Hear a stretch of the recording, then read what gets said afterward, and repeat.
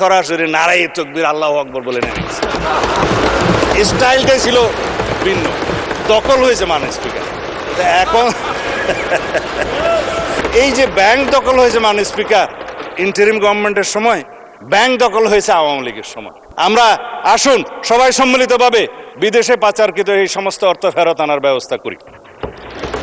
আজকে শুনে আরো খুশি হয়েছে মাননীয় স্পিকার যে বলে যে আমরা তো বিরোধী দল না।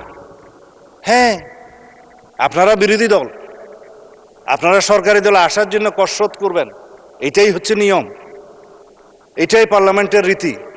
তবে আমি জেনে আরো খুশি হয়েছি যে আপনারা শ্যাডো মিনিস্ট্রি করেছেন, ছায়া মন্ত্রিসভা।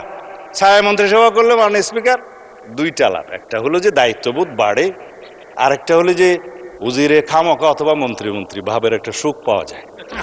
তো আমি অভিনন্দন জানাই যে আসুন আমরা শ্যাডো মিনিস্ট্রি হিসেবে আপনারা ডিক্লেয়ার করুন। কাউন্টার পার্ট হিসাবে আমার বিপরীতে মনে হয় আমার সোজাসুজি আছে হোম মিনিস্টার সাহেব শ্যাডো।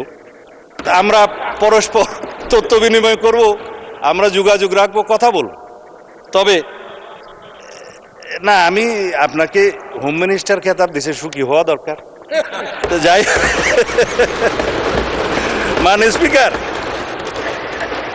ব্যাংকের বিষয়ে কথা বলছে, বলে যে না আমাদের কোনো ব্যাংক ট্যাঙ্ক নাই, কিন্তু আবার যখন কথা বলছে তার মধ্যে আবার কৃতিত্ব মন করছে যে কিছু সংখ্যক লোক করেছে, সেটা কৃতিত্ব নিয়েছে এসে।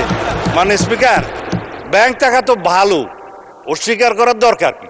তবে শুধুমাত্র দুষ্ট লোকেরা বলে যে কত পার্সেন্ট শেয়ার কার আছে এটা একটু খোলাসা করা দরকার। তাহলে পরে এই যে ব্যাংক দখল হয়েছে মাননীয় স্পিকার, ইন্টারিম গভর্নমেন্টের সময় ব্যাংক দখল হয়েছে আওয়ামী লীগের সময়।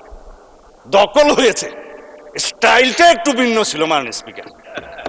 কেউ সরকারি ইন্টেলিজেন্স ব্যবহার করে হোটেলে ডেকে নিয়ে এসে করেছে, আর কেউ সরাসরি নারায়ে তাকবীর আল্লাহু আকবার বলে নেমেছে। স্টাইলটাই ছিল ভিন্ন। দখল হয়েছে মাননীয় স্পিকার। এখন আমি চাই না মাননীয় মন্ত্রী শেষ করেন। আমার সময় কমে যাচ্ছে। যাই হোক মাননীয় স্পিকার, এই সংস্কার না নিয়ে কথা বললে মানুষ আবার আমাকে গালি দিবে। ইন্টারিম গভর্নমেন্টের সময় তিনটা শব্দ খুব বেশি বাজার পেয়েছে, একটা হচ্ছে সংস্কার, আর একটা হচ্ছে বিচার, আর একটা হচ্ছে নির্বাচন। তবে নির্বাচনটা বলেছে যে সংস্কার এবং বিচার সমাপ্ত হওয়ার পরে যদি কোনো সময় হলেও হতে পারে, এইভাবে ছিল নির্বাচনের বিষয়টা। তো সংস্কারের জন্য শ্বেত শুভ্র কেশের আমার কিছু বড় ভাই বুদ্ধিজীবী বিদেশ থেকে অবতরণ হয়েছিল, নাম যেহেতু এখানে উপস্থিত নেই নিতে পারবো না মাননীয় স্পিকার।